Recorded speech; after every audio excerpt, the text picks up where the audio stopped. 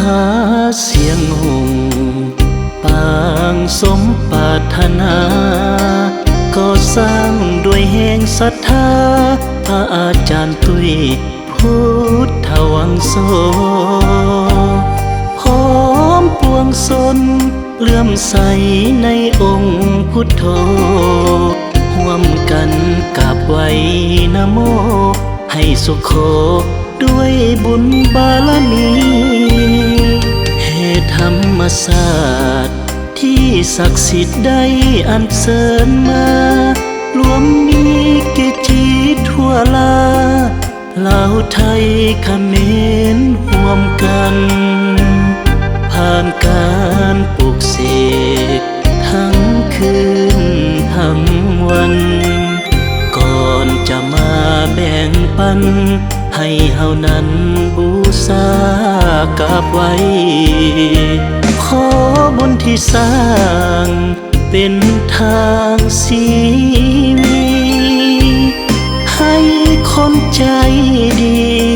และมีความเชื่อศรัทธาหาเสียงหงปางสมปรารถนาปัดเป่าละขีนาเสริมดวงสตาเสริมบารมีฟุ้งค่าหิ่งห้อยต่างคอยห่วงหาขอวอนเทพไทยเทวาองค์พระสัมมาลัตนาไตร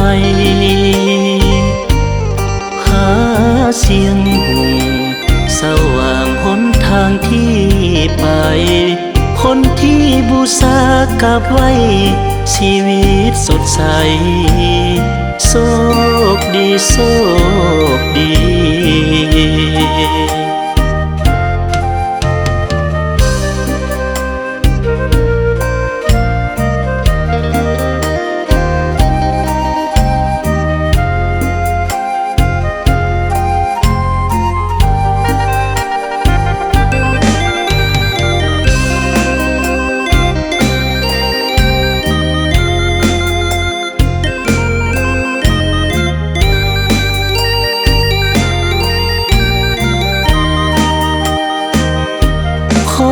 บุญที่สร้างเป็นทางชีวิตให้คนใจดีและมีความเชื่อศรัทธาหาเสียงหงปางสมปรารถนาปัดเป่าละขีนาเสริมดวงสตาเสริมบารมีฟุ้งค่าหิ่งห้อยต่างคอยห่วงหา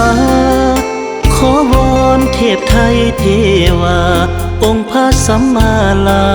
ตนาไตรหาเสียงหงสว่างหนทางที่ไป